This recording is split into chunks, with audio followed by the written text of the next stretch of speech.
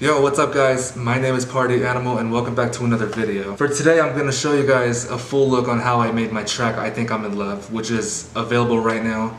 The track has done really well since it released and I just can't tell you guys how thankful I am. It turned out really well.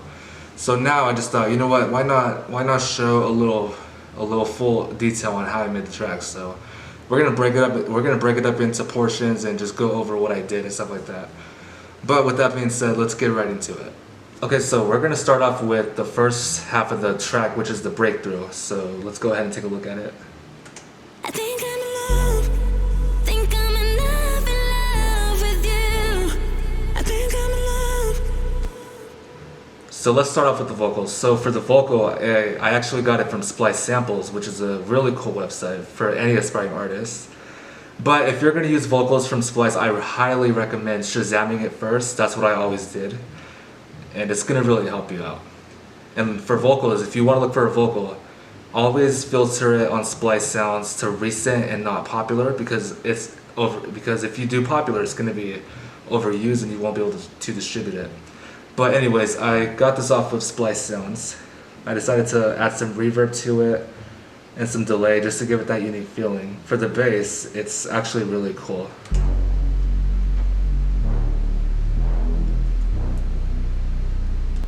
So I used 2 layers of sub bass and a layer of a top bass, which I actually added some low pass because I didn't want it to sound so bassy and just, because if you were to play a future house track with so much bass on it, it's not gonna sound good. Like, I know people say, oh well, bass is awesome. A lot of bass means more, more excitement, right? Not really. It's really about, it just depends on like what genre and what type of bass you're talking about. But for the top bass, I actually added some low pass just to really let it stand out more. And now we're gonna get on to the second half of the breakthrough, which is where the drums come in.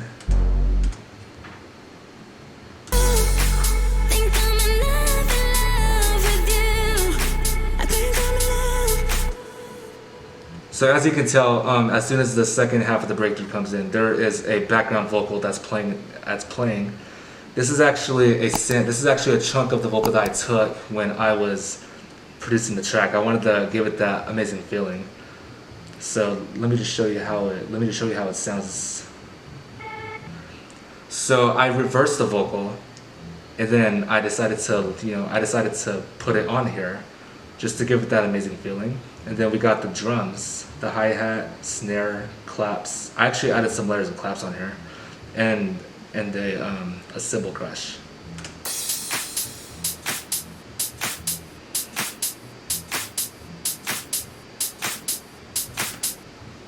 Because why not? Every future house track has this. So if it doesn't have it, it's not going to sound very exciting. It's not going to be suspenseful.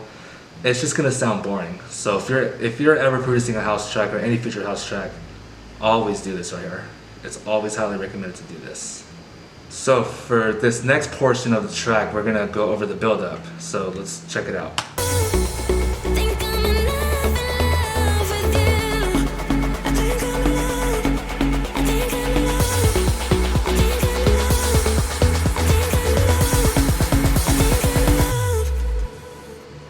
So as you can already tell, this is where the drop comes in, but the bass drop is what I decided to use for the build-up, just to prepare the audience for the suspense. And then of course I got 2 build-up snares that I got from Ultrasonic, which is a really cool place to get your samples.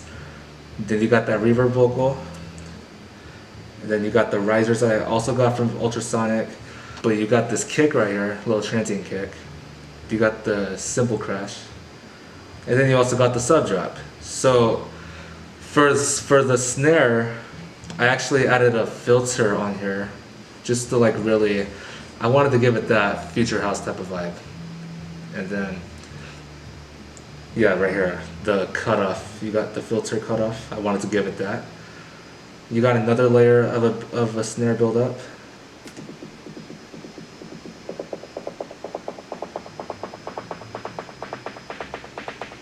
I decided to give it that filter just to really kick things off. Then you also got this part right here.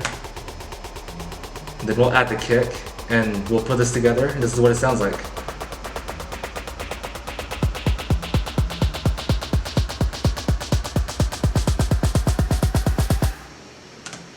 And then you got the sub bass.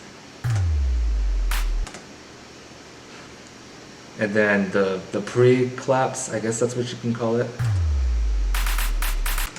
Okay, so now we're gonna get into my favorite part of the song, which is probably pretty much the moment we've all been waiting for, the drop. So let's check it out.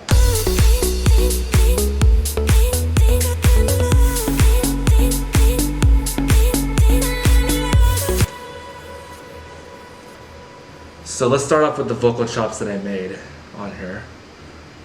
So I took the acapella, I exported it to Fruity Slicer, and I gave it this amazing vocal chop that I honestly liked, and this is how it turned out.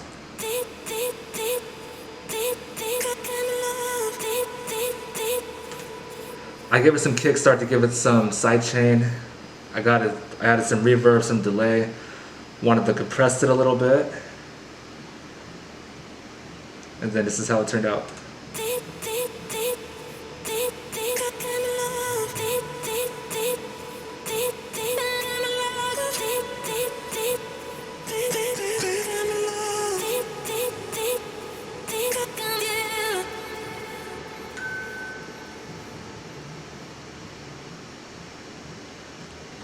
Then next up, we're going to get onto the bass, which I'm not going to really go into full detail, but I'll try my best to keep it short. So I added 6 layers of serum for the bass.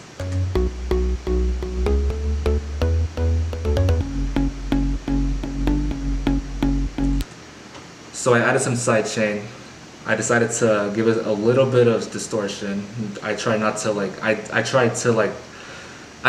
to not distort it too much, because if I tried that, it's not going to really turn out well.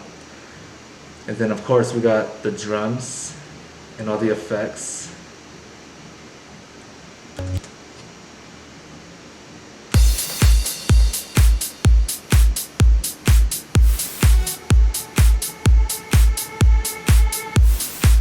And then, as you can see, there comes that reverb vocal.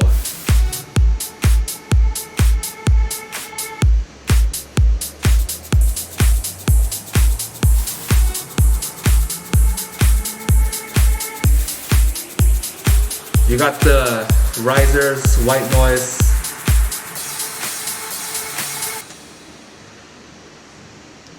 So for that second half of the drop, I decided to add some shakers and some hi-hats. Really liked how it turned out. It just turned out very well.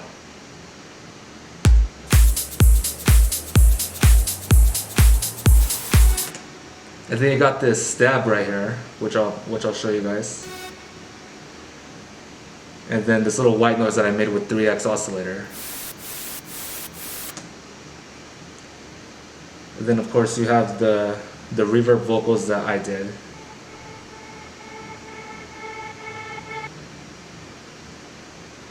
And then you got the ultrasonic risers that I used. I decided to use these ones, I just liked how they sounded.